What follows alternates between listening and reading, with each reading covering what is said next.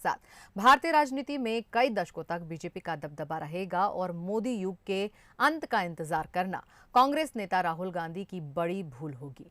चुनावी रणनीतिकार प्रशांत किशोर ने ये बात गोवा में तृणमूल कांग्रेस के एक चुनाव कार्यक्रम के दौरान कही। दरअसल प्रशांत किशोर हाल ही में गोवा दौरे पर थे, जहां उन्होंने स्पष्ट रूप से कहा कि विपक्ष को आगामी कई दशकों तक बीजेपी से लड़ना होगा। प्रशांत किशोर ने कहा कि जिस तरह 40 साल पहले तक कांग्रेस सत्ता का केंद्र रही, उसी तरह बीजेपी भी देश की सत्ता के केंद्र में बनी रहेगी। उन्होंने आगे कहा कि एक बार फिर जब कोई राष्ट्रीय स्तर तक 30% वोट हासिल करता है तो इतनी जल्दी राजनीति की जो तस्वीर है वो साफ नहीं हो पाती है।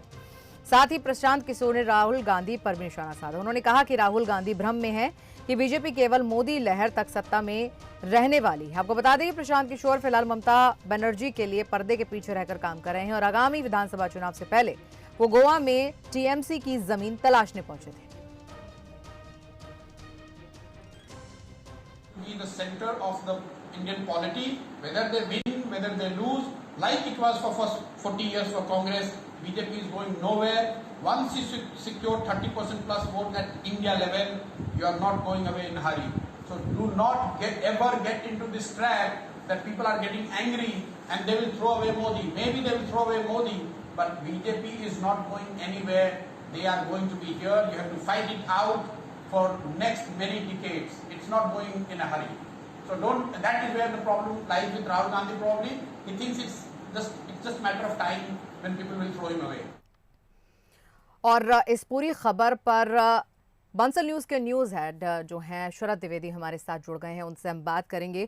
शरद जी, बहुत ही अहम बात ये तब हो गई जब तृणमूल कांग्रेस के एक चुनावी कार्यक्रम के दौरान ये बात कही गई है। टीएमसी की अगर बात करें, हालांकि ये चुनावी रणनीतिकार हैं प्रशांत किशोर, लेकिन इन्होंने भी माना कि दबदबा तो है मोदी जी का। क्या कहेंगे आप?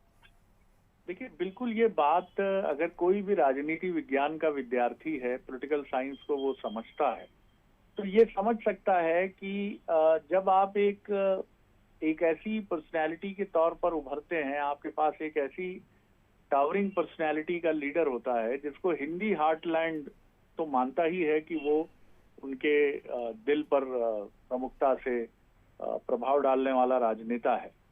आप देखेंगे तो मोटे तौर पर जो हिंदी भाषी राज्य हैं और कुछ ऐसे राज्य भी हैं जहां उनकी अपनी बोलियां हैं, या मूल रूप से आप उनको हिंदी भाषी ही राज्य में श्रेणी में रखेंगे, जिसमें हरियाणा और पंजाब या राजस्थान को भी आप शामिल कीजिए। तो मध्य प्रदेश, छत्तीसगढ़, हरियाणा, राजस्थान, बिहार, उत्तर प्रदेश, इन तमाम आप राज्यों को देखेंगे तो इनकी करीब करीब 240 सीटें या इससे भी अधिक लोकसभा की सीटें हैं। और बीजेपी का डोमिनेंस आप बीते 2 चुनावों में देखेंगे तो इन 240 सीटों में से करीब करीब 180 से 200 सीटों के आसपास बीजेपी हासिल करती रही है। यानी इससे आप अंदाजा लगा सकते हैं कि जो हिंदी हार्टलैंड जिसको हम कहते हैं देश का, वहां पर बीजेपी का प्राधान्य है, डोमिनेंस है। अब बीजेपी के पास बचती हैं 60-70 सीटें हासिल करना, तो वो कोई बहुत कठिन काम नहीं है। महाराष्ट्र की तरफ वो जाए, गुजरात की तरफ वो जाए, कर्नाटक की तरफ वो जाए, तो ये ऐसे राज्य हैं जो हिंदी हार्टलैंड में ना होते हुए भी एक तरह से आप कह सकते हैं कि भारतीय जनता पार्टी का एक प्रमुख सेंटर तो वो हैं। और गुजरात की बात अगर आप करें तो गुजरात तो बीजेपी के लिए एक समर्पित और डिवोटेड स्टेट है ही। तो ये लगभग वैसी स्थिति है जैसी प्रशांत किशोर ने कहा कि जिसकी वजह से 40 सालों तक कांग्रेस ने देश में, केंद्र में और देश के एक बड़े हिस्से में यानी राज्यों में कांग्रेस ने शासन किया है। ये स्थिति पलटती जल्दी नहीं है, क्योंकि इसलिए नहीं पलटती है कि जब तक अपोजिशन में एक स्ट्रेंथ नहीं होती है, एक ताकत नहीं होती, और अपोजिशन का मतलब सिर्फ विपक्ष का नेता या मुख्य विपक्षी दल नहीं होता है। अपोजिशन का मतलब है, जैसा आपने देखा था 75 में, या आप 70 के दशक की तरफ चलें तो जब जयप्रकाश नारायण थे, जब आप देखेंगे कि मोरारजी देसाई थे, अटल बिहारी वाजपेयी और लाल कृष्ण आडवाणी तो मैदान में थे ही, लेकिन विनोबा भावे और इस तरह के लोग थे जो अराजनीतिक होते हुए भी राजनीति पर बहुत असर डालते थे। फिर आप अगर 90 के दशक की तरफ आएंगे तो अमर सिंह थे, हरकिशन सिंह सुरजीत थे मार्क्सवादी कम्युनिस्ट पार्टी के, इंद्रजीत गुप्त थे और सोमनाथ चटर्जी जैसे लीडर जो थे पश्चिम बंगाल से आते थे।